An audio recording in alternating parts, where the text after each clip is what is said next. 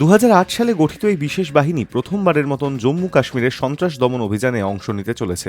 মূলত জঙ্গল যুদ্ধ কৌশল এবং গেরিলা প্রতিরোধে এই দক্ষ বাহিনীকে মোতায়েন করা হচ্ছে জম্মু কাশ্মীরের ঘন অরণ্যে, যেখানে সাম্প্রতিক সময়ে সন্ত্রাসী তৎপরতা আশঙ্কাজনকভাবে বেড়েছে। সিআরপিএফের 86তম প্রতিষ্ঠা দিবসে ডিরেক্টর জেনারেল জ্ঞানেন্দ্র প্রতাপ সিং এই ঘোষণা করেন। স্বরাষ্ট্রমন্ত্রী অমিত শাহ জানান, কাশ্মীরের জন্য আলাদা কোবরা ইউনিট গঠন করা হবে। প্রাথমিকভাবে ছত্তিশগড়, ঝাড়খণ্ড ও মহারাষ্ট্রের মাওবাদী উপদ্রব মোকাবিলার জন্যই গঠিত হয়েছিল কোবরা।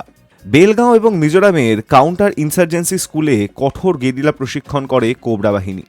এই কমান্ডোরা সজ্জিত থাকে INSAS AK-47, তাভোর, X-95 sniper rifle, GPS, night vision, satellite communication সহ নানা প্রযুক্তি নির্ভর সরঞ্জামে।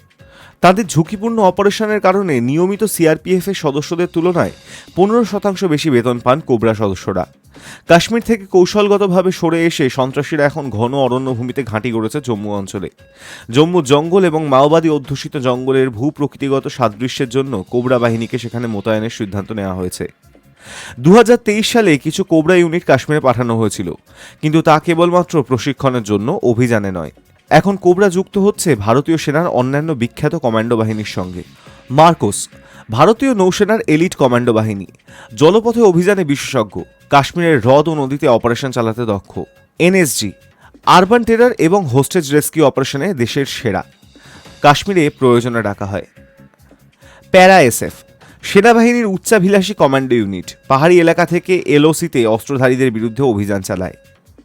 কাশ্মীরের পরবর্তী সন্ত্রাসী কৌশলের জবাবে এবার কোবরা সহ দেশের সবচেয়ে দক্ষ বাহিনীগুলোকে একত্রে নামানো হচ্ছে জম্মু কাশ্মীরের মাটিতে। ভবিষ্যৎ দেখাবে এই কৌশল কতটা সফল হয় সন্ত্রাস দমনের যুদ্ধে। Hi news network.